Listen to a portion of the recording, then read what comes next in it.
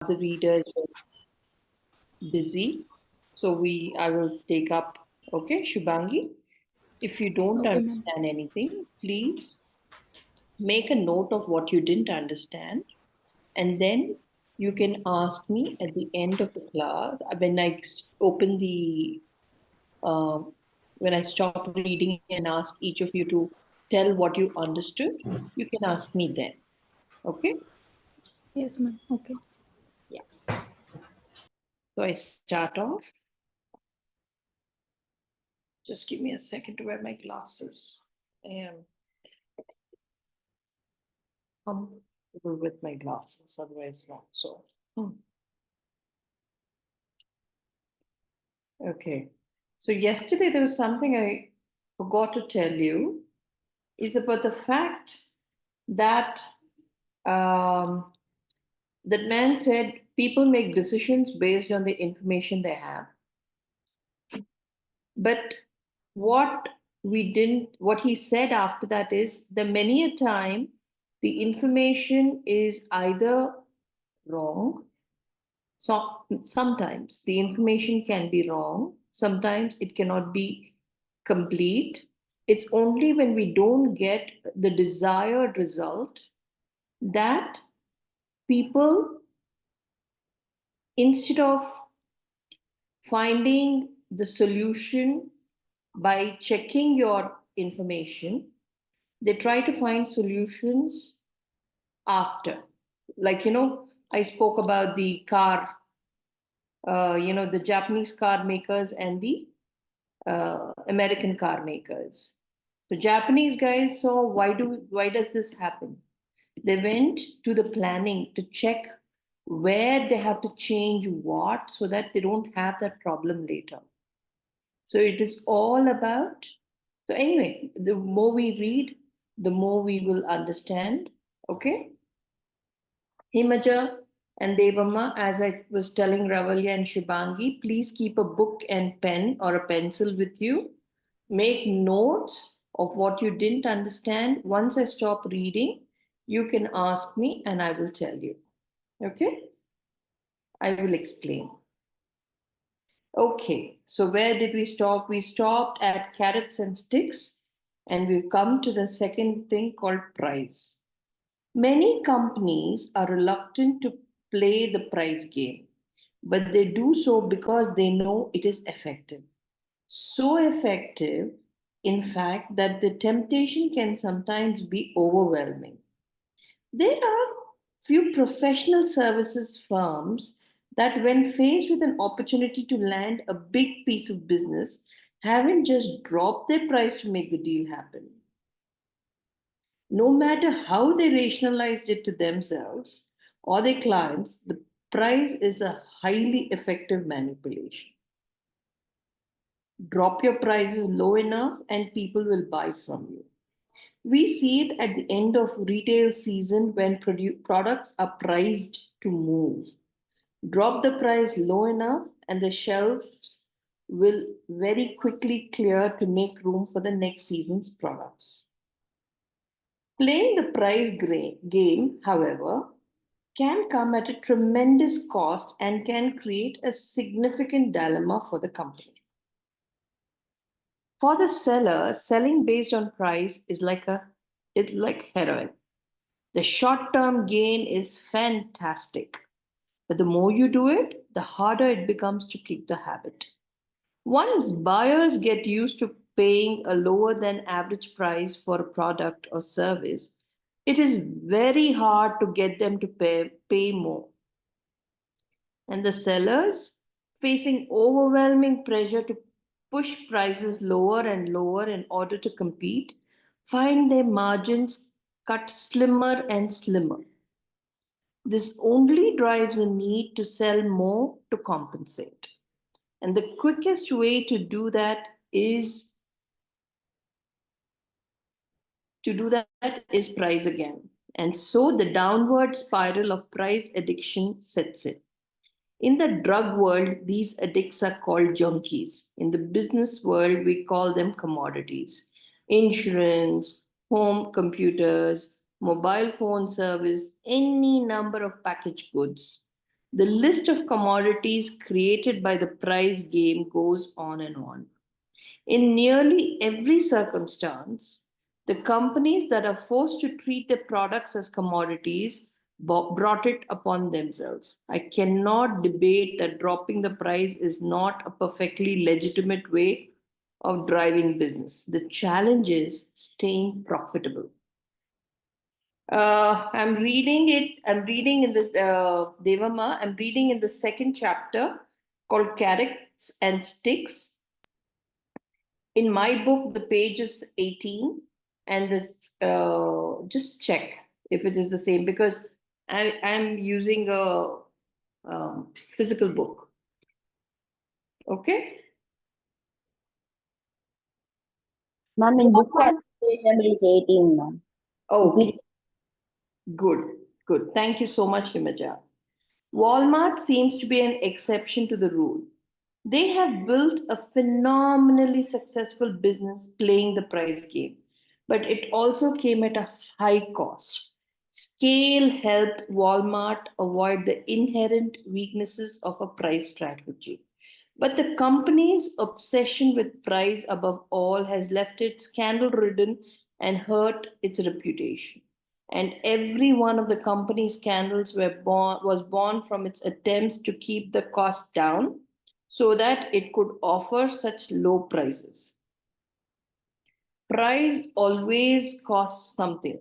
The question is, how much are you willing to pay for the money you make? Promotions. General Motors had a bold goal to lead the American automotive industry in market share. In the 1950s, there were four choices of car manufacturer in the United States: GM, Ford, Chrysler, and AMC. Before foreign automakers entered the field, GM dominated. New competition, as one would expect, made the goal harder to maintain. I don't need to provide any data to explain how much has changed in the auto industry in 50 years. But GM held fast through most of the last century and maintained its price dominance. Since 1990, however, Toyota's share of the US market has more than doubled. By 2007, Toyota's share had climbed to 16.3% from only 7.8%. During the same period, GM saw its US market share drop dramatically from 35% in 1990 to 23.8% in 2007. And in early 2008, the unthinkable happened. US consumers bought more foreign made automobiles than the ones made in America. Since the 1990s, faced with this onslaught of competition from Japan, GM and the other US automakers have scrambled to offer incentives aimed at helping them hold on to their dwindling share. Excuse me.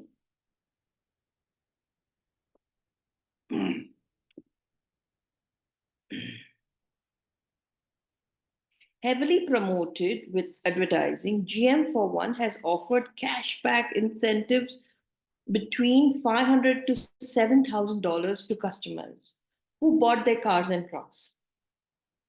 For a long time, the promotions worked brilliantly. GM's sales were on the rise again. But in the long term, the incentives only helped it to dramatically erode GM's profit margins and put them in a deep hole.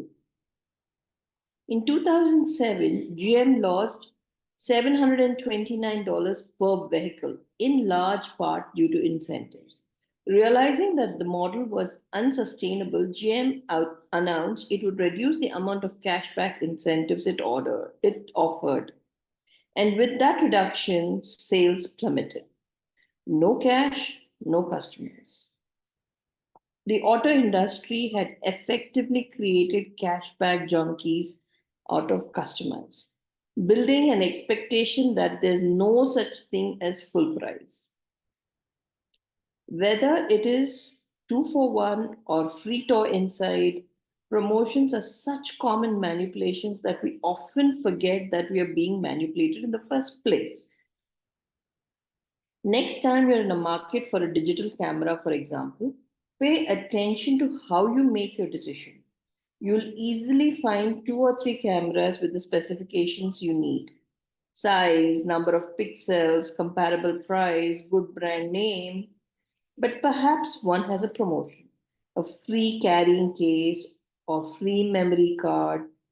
Given the relative parity of the features and benefits, that little something extra is sometimes all it takes to tip the scale.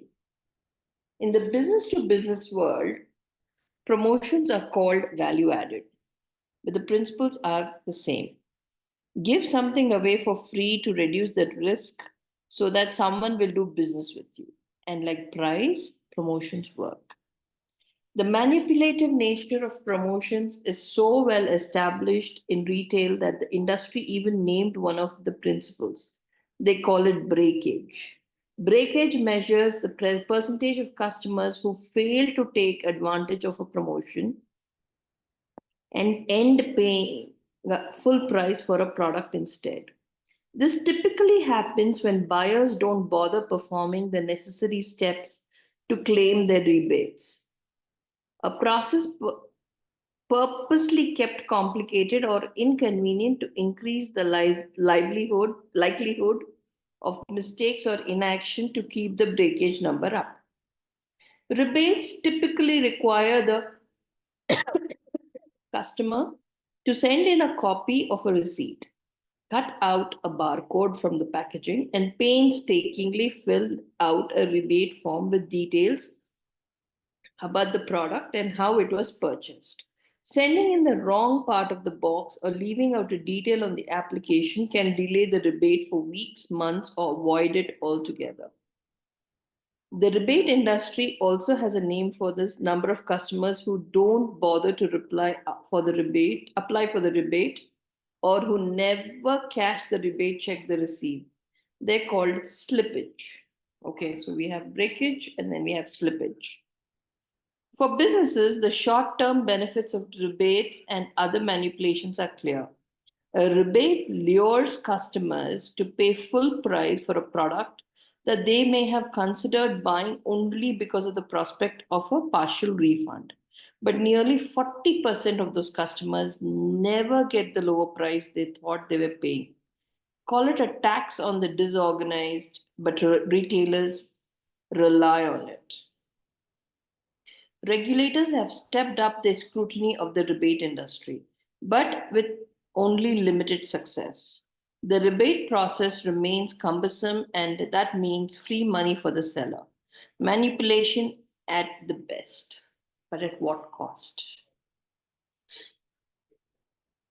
Fear.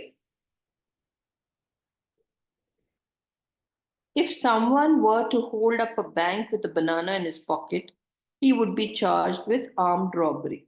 Clearly, no victim was in danger of being shot, but it is the belief that the robber has a real gun that is considered by the law. And for good reason. Knowing full well what fear will motivate them to comply with their demands, the robber took steps to make his victims afraid. Fear, real or perceived, is arguably the most powerful manipulation on the lot of the lot. No one has ever got fired for hiring IBM, goes the old adage, describing a behavior completely born out of fear. An employee in a procurement department tasked with finding the best suppliers for a company turns down a better product at a better price simply because it is from a smaller company or a lesser known brand. Fear, real or perceived, that his job would be on the line if something went wrong, was enough to make him ignore the express purpose of his job, even to do something that was not in the company's best interests. When fear is employed, facts are incidental. That means facts don't matter when you're scared. Not don't matter, that you don't consider facts. Deeply seated in our biological drive to survive, that emotion cannot be quickly wiped away with facts and figures. This is how terrorism works. It's not the statistical probability that one could get hurt by a terrorist, but it's a fear that it might happen that cripples a population. A powerful manipulator, fear is often used with less nefarious motivations. We use fear to raise our kids. We use fear to motivate people to obey a code of ethics. Fear is regularly used in public service ads to, to say to promote child safety or AIDS awareness or a need to wear seat belts. Anyone who was watching television in the 1980s got a heavy dose of anti drug advertising, including one often mimicked public service ad from a federal program to combat drug abuse among teenagers. This is your brain, the man's voice said as he held up a pristine white egg. Then he cracked the egg onto the frying pan of splattering hot oil. This is your brain on drugs. Any questions? Okay, another ad intended to scare the hell out of any brash teenager. Cocaine doesn't make you sexy, makes you dead. Likewise, when politicians say that their opponent will raise taxes or cut spending on law enforcement, or the evening news alerts you that your health or security are at risk unless you tune in at 11, both are attempting to seed fear among voters and viewers, respectively. Businesses also use fear to agitate the insecurity we all have in order to sell products. The idea is that if you don't buy the product or service, something bad could happen to you. I think we are on page 22, Nikhil.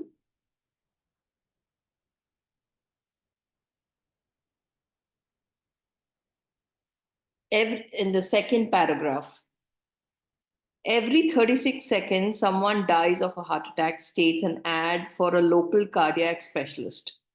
Do you have radon? Your neighbor does. Reads the ad on the side of a truck for some company selling a home pollution inspective service. And of course, the insurance industry would like to sell you term life insurance before it's too late. If anyone has ever sold you anything with a warning to fear the consequences if you don't buy it, they're using a proverbial gun to your head to help you see the value of choosing them over their competitor. Or perhaps it's just a banana, but it works. Remember all the ads for the insurance you see on TV? They're using fear.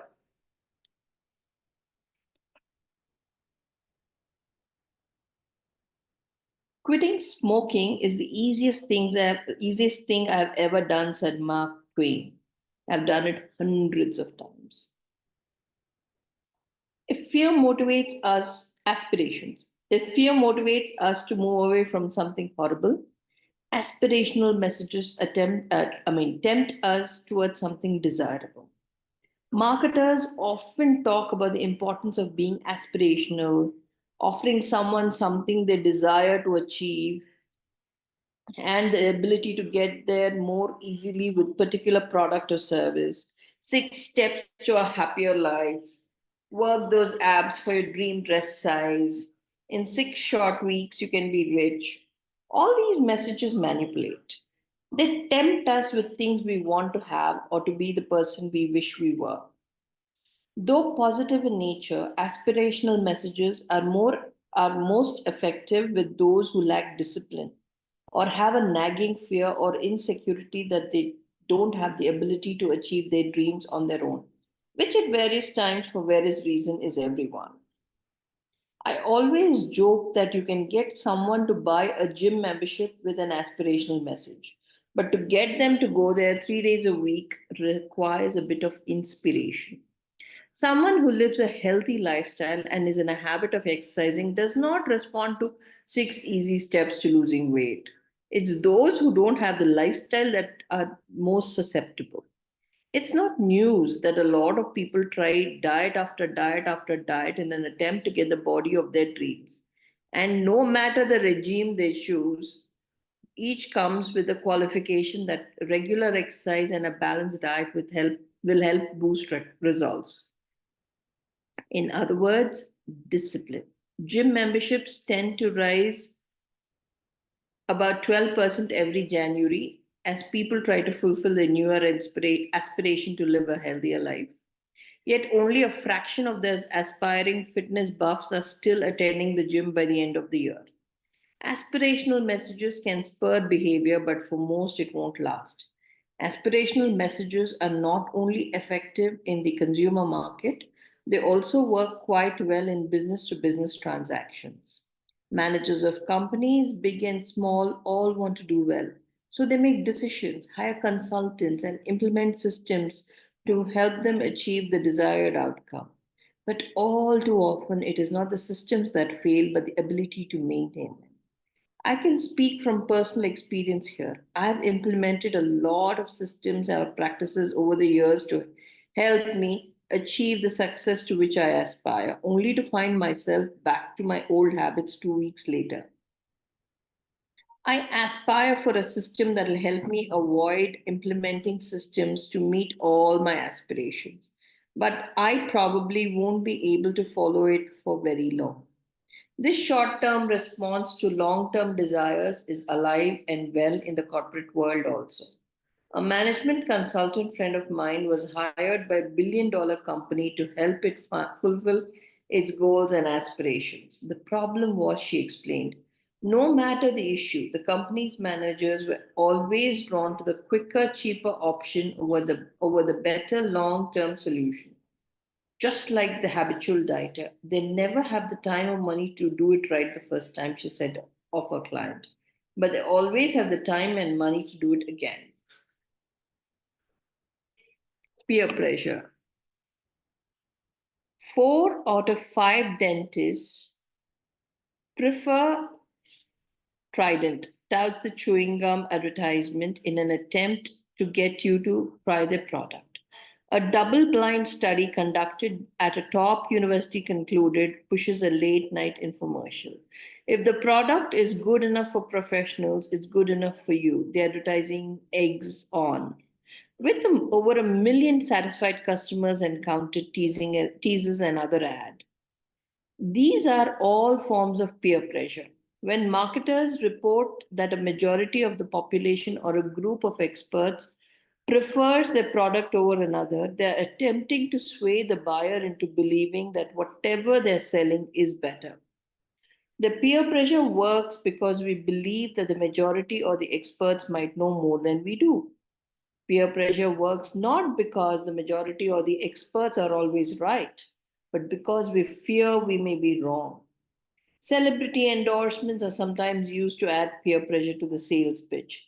If he uses it, we're supposed to think it must be good.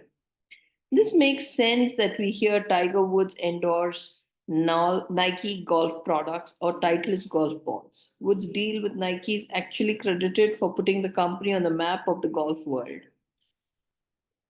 But Tiger has also endorsed General Motor Cars, management consultancy services, credit cards, food, and a Tag Heuer watch designed specially for the golfer. The watch, incidentally, can withstand a 5,000 G shock, a level of shock more likely experienced by the golf ball than the golfer. But Tiger endorsed it, so it must be good. Celebrity endorsements are also used to appeal to our aspirations and our desires to be like them. The most explicit example was Gatorade's I Want to Be Like Mike campaign, which tempted youngsters to grow up and be just like Michael Jordan if they drank Gatorade. With many other examples of celebrity endorsements, however, it is harder to see the connection. Sam Waterston of Law and Order fame, for example, sells online trading from TD Ameritrade. But for his celebrity, it's uncertain what an actor famed for convicting homicidal maniacs does for the brand. I guess he's trustworthy. Impressionable youth are not the only ones subject to peer pressure. Most of us have probably had an experience of being pressured by a salesman. Have you ever had a sales rep try to sell you some office solution by telling you that 70% of your competitors are using this service? So why aren't you? But what if 70% of your competitors are idiots? Or what if that 70% were given so much value added or offered at such a low price that they couldn't resist the opportunity? The practice is designed to do one thing and one thing only, to pressure you to buy, to make you feel you might be missing out on something or that everyone else knows but you. Better to go with the majority, right? To to quote my mother, if your friends put their head in the oven, would you do that too? I think we have a Telugu sameta that says అందరి పై బాయిలు దుంకుతే నువ్వు కూడా దుంకుతావా అని. Okay, it's like you have a lot of Indian adages and sayings that match that, right? Sadly, if Michael Jordan or Tiger Woods was paid to do just that, it might actually start a trend. Novelty, that is, aka, that is also known as innovation. Just a minute, please. I think we're going to be just able to do some more. Okay. In a major innovation in design and engineering, Motorola has created a phone of fuzz. Read a 2004 press release that announced the launch of the mobile phone manufacturer's newest entry in the ultra competitive mobile phone market. The combination of metals such as aircraft grade aluminum with new advances such as an internal antenna and a chemically etched keypad led to the formation of a device that measures just 13.9 mm thin. And it worked. Millions of people rushed to get one. Celebrities flashed their razors on the red carpet. Even a prime minister or two was seen talking on one. Having sold over 15 million units, few could argue that the razor wasn't a huge success. Can you hear me, all of you? Can you hear me? I want some response, please. Yes, ma'am. Oh. By surpassing the current mobile expectations, the Razr represents Motorola's history of delivering revolutionary innovation, said former Motorola CEO Ed Zander of his new Wonder product. Okay. Okay. I'll put it a little closer.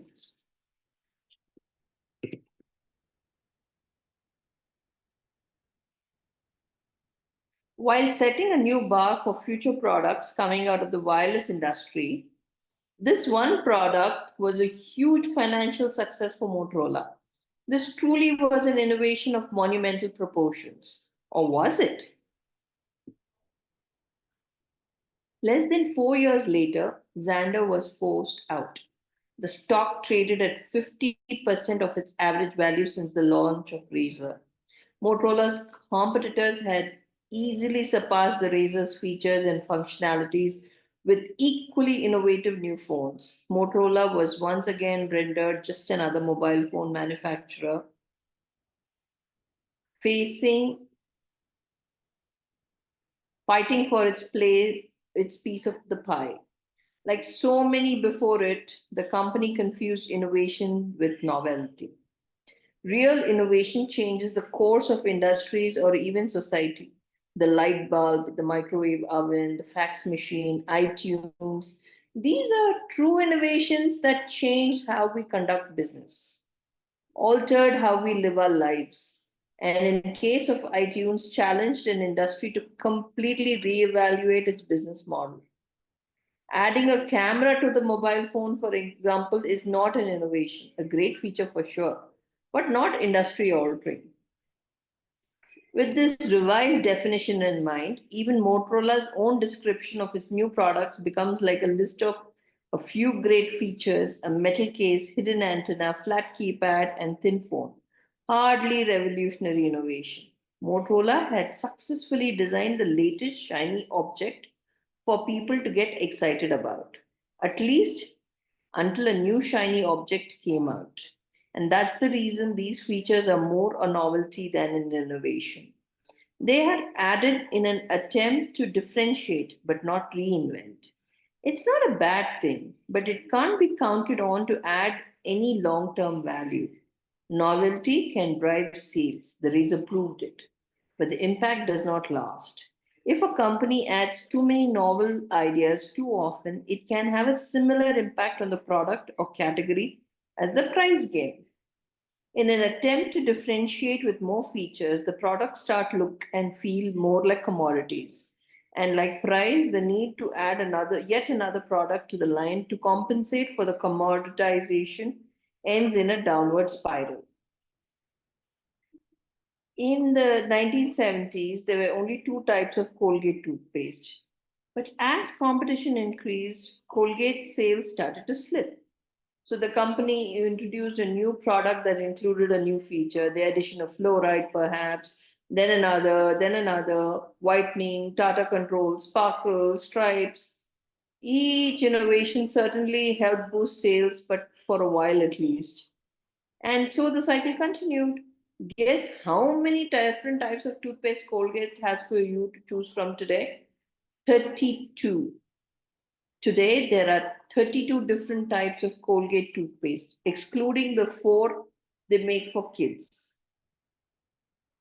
And given how each company responds to innovations of the other, that means that Colgate's competitors also sell a similar number of variants that offer about the same quality, about the same benefits, at about the same price. There are literally dozens and dozens of toothpaste to choose from. Yet there is no data to show that Americans are brushing their teeth more now than they were in 1970s. Thanks to all this innovation, it has become almost impossible to know which toothpaste is right for you. So much so that even Colgate offers a link on their website called Need Help Deciding. If Colgate needs to help us pick one of the products because there are too many variations, how are we supposed to decide when we go to the supermarket without the website to help us? Once again, this is an example of the newest set of shiny objects designed to encourage a trial or a purchase. What companies cleverly disguise as innovation is, in fact, novelty. And it's not only packaged goods that rely on novelty to lure customers, it's a common practice in other industries too. It works. But rarely, if ever, does the strategy cement any loyal relationships. Apple's iPhone has since replaced the Motorola Razr as the popular must have new mobile phone. Removing all the buttons and putting a touch screen is not what makes the iPhone innovative, however.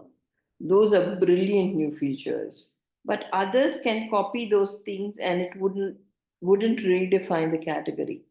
There is something else that Apple did that is vastly more significant. Apple is not only leading how mobile phones are designed, but in typical Apple fashion, also how the industry functions. In the mobile phone industry, it is the service provider, not the phone manufacturer, that determines all the features and the benefits that a phone can offer. T-Mobile, Verizon Wireless, Sprint, AT&T all dictate to Motorola, Nokia, Ericsson, LG and others what the phones will do. Then Apple showed up. They announced that they would tell the service provider what the phone can do, not the other way around. AT&T was the only one that agreed, thus earning the company the exclusive deal to offer the new technology. That's the kind of shift that will impact the industries for many years and will extend far beyond few years of stock boost for shiny new product. Novel, huh? Okay, let me just read. Okay, this is 1.5 page, actually 2 pages. So just let me read it and then we'll have a discussion.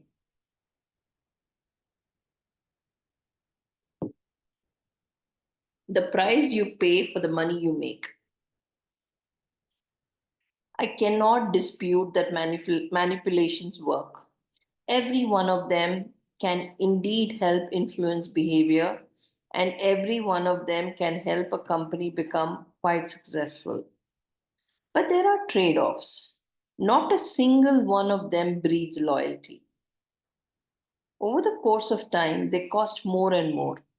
The gains are only short term, and they increase the level of stress for both the buyer and the seller. If you have exceptionally deep pockets or looking to achieve only a short term gain with no consideration for the long term, then these strategies and tactics are perfect. Beyond the business world, manipulations are norm in politics today as well. Just as manipulations can drive a sale but not create loyalty, so too can they help a candidate get elected, but they can't create a foundation for leadership. Leadership requires people to stick with you through thick and thin. Leadership is the ability to rally people not for a single event but for years. In business, leadership means that customers will continue to support your company even when you slip up. If manipulation is the only strategy, what happens the next time a purchase decision is required? What happens if the election is won?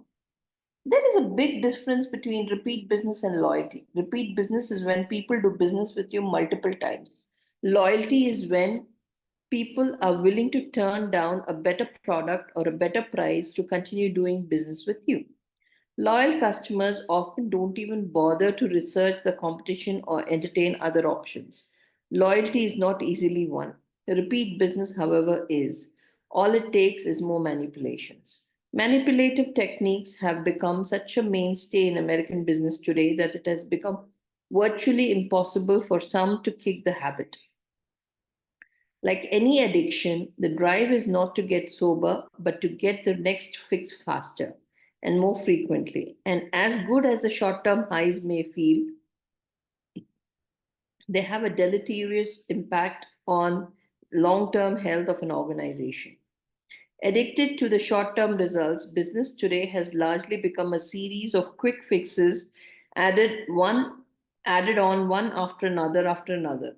The short term tactics have become so sophisticated that an entire economy has developed to service the manipulations, equipped with statistics and quasi science. Direct marketing companies, for example, often offer calculations about which words will get the best results on each piece of direct mail they send out. Those that offer mail in rebates know that incentive works and they know that the higher the rebate, the more effective it is. They also know the cost that goes along with those rebates. To make them profitable, manufacturers rely on the breakage and slippage numbers staying above a certain threshold.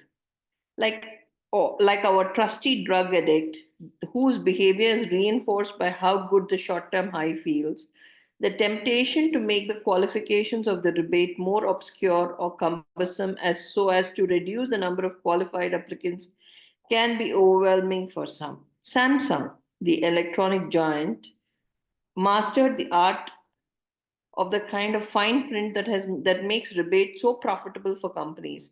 In early 2000s, the company offered rebates up to $150 on a variety of electronic products, stipulating in the fine print that the rebate was limited to one per address, a requirement that would have sounded reasonable enough to anyone at that time. Yet in practice, it effectively disqualified all customers who lived in apartment buildings where more than one resident had applied for the same rebate.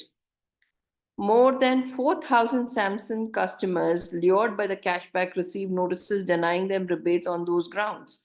The practice was brought to the attention of New York Attorney General, and in 2004, Samsung was ordered to pay 200,000 in rebate claims to apartment dwellers.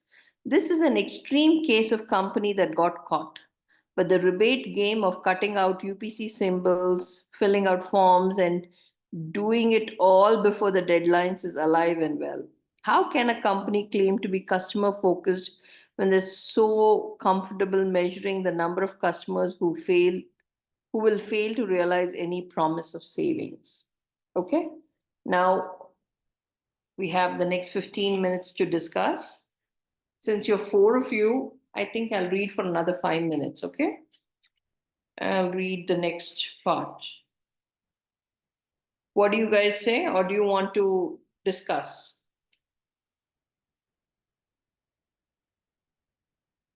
There are only four of you, so please speak up.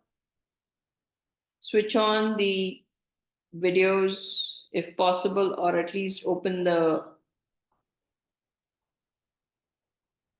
switch on your mics. Hello, ma'am. Hello, Ravalia. Ma'am, I like to say about novelty, ma'am. I like that podcast. Okay. Can I say, ma'am? I'm sorry? Can I say, ma'am? Yes, please do, Ravalia. Innovating is the best process to attract people, ma'am. We have innovate ideas means we can attract people to make profit, ma'am. Again, we can offer peoples to make ideas and novelties has different types of toothpaste and they make different kinds of products, ma'am. Like that, one innovative idea makes people more popular also, ma'am. Good. But what it says is how long will innovation last? Only till the next new innovative product, right? Right? Yes, ma'am. So, how do you deal with that? I mean, I'm sure he has a lot of next is called alternative perspective. Let's read that and we'll now understand what it is all about. Shubhangi, what would you like to say? Actually, this one. Shubhangi, Yes, ma'am. what would you like to say? What did you like about today's reading? What about the subjects we read about?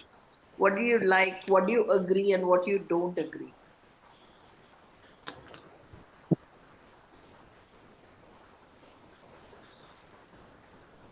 Means they innovated one Motorola phone. That Okay. innovation. Okay. Do you agree that what innovations you make, that is when you add more features, is not innovation and you're just adding more features? Is it Yeah. innovation?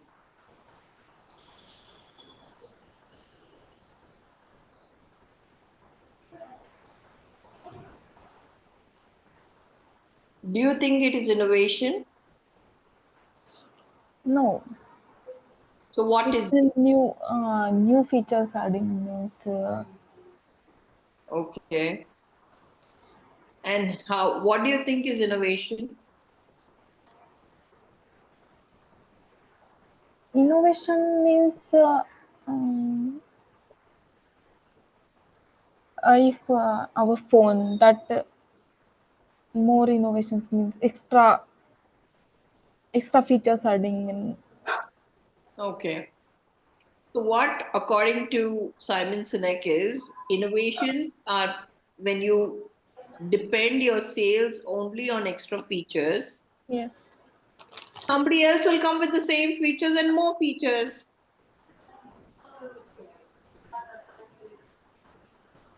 right? Yes, ma'am. Yeah.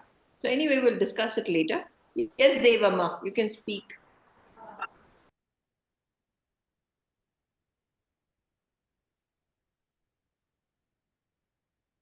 Devama?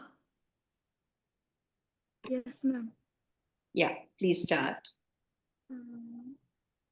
I have understood that we can face some problems while we are innovating the products or something. We should not stop at when we arrive at the stage of problem. We should continue, and whatever we face in innovating the ideas or products, uh, we may face breakage and slippage. Okay, you didn't understand the breakage and slippage. I'll explain later. You finish. We should not stop at all. We should continue the process, ma'am. Okay. So what they mean by breakage and slippage is, what happens is in America, they have a sales method. What happens is they say say you're buying a steel glass. They say if you buy the steel glass, and they'll give you a form. In that form that says, okay, now the steel glasses, okay. In that form, they say you fill up the form with the place you bought it, the bill number, the price you bought it, and when the package came, it comes with a certain barcode. Cut the Yes, ma'am. barcode and stick it to the form and send it. What happens? The form is so long, it's so painful, a lot of people don't do it. Okay, those people are called breakage. That means they're breaking the rebate, this thing. Okay, and the slippage is when they fill everything, but they fill one detail wrong. If they fill one detail wrong, then also they won't get the rebate. Okay, so the company still makes. So what do they say? This steel glass is 100 rupees.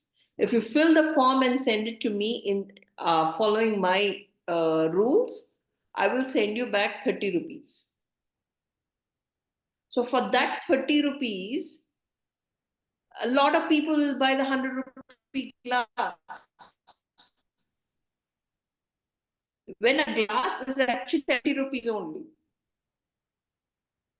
But what do they see? They see it's a 100 rupee glass and they're giving me 30 rupees back.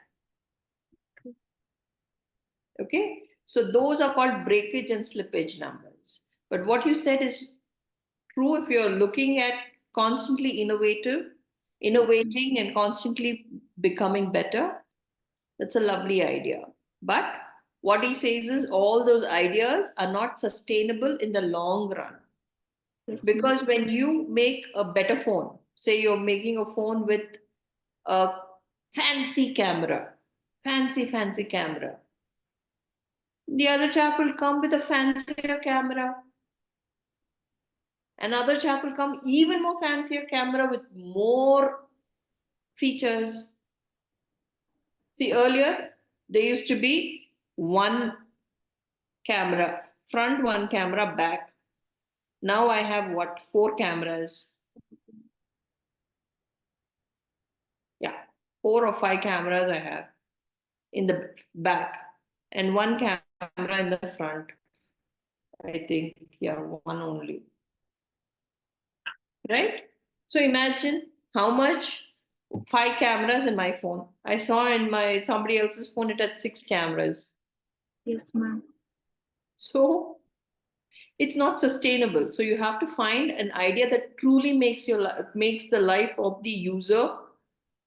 We should innovate the ideas which is more comfortable for customers. Like that. Yes, exactly. Right? So I have bought this phone, fine, but I will not use it. I Yes, will ma'am. not use all the 5 cameras. I will not even know how to do it. And my selfie taking is horrible. I take horrible selfies. So it's such a waste. But I had to take it because my phone was getting older and I needed a new phone. Peer pressure. I had to take something that looks nice when somebody sees it. Oh, they'll not say, oh my God, you have only this old phone, right? Yes, ma'am. So what pushed me is peer pressure and innovations that I don't really need, but I needed the space because I work quite a lot on my phone for Asha. Okay? Yeah. Yes, ma'am. Nikhil, 5 minutes more, we can have a small discussion and then we close the meeting. What did you like? What did you not like? What I do you learn from I learn from this passage about uh, innovations of some products like Samsung, Colgate, and Motorola, madam. okay? So what all of you didn't listen in the underlying message. What did the man say? That people use many tactics to sell, but the tactics people don't measure. All the companies or the sellers don't see, but by using the methods they're using right now, you will get quick sales. Like, if frankly, to tell you the truth, I prefer to go buy in a sale. Why? It makes me feel that yes, I'm saving money. And I'm not the only one. I think almost everybody who's used to sales would prefer to go and buy in a sale. So what he's saying is, once you prefer to buy in a sale, you will not go to buy it full price. The same way, all the methods used by the sellers and the companies are not sustainable in the long run. So he's basically giving you all the things that work temporarily but don't work long time, so that you understand what are being used for you to buy. Okay?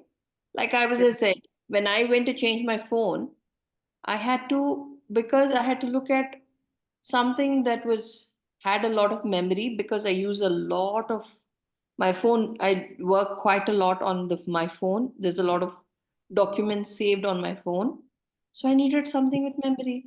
And for that memory, I also had to look at what others will think. So I had to take something that was reasonably new. As I was saying, I will not use most of the features of the phone. But I had to. Why?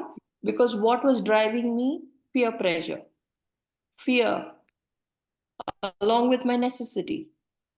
So that's what he's saying. Okay, I am a loyal Android user.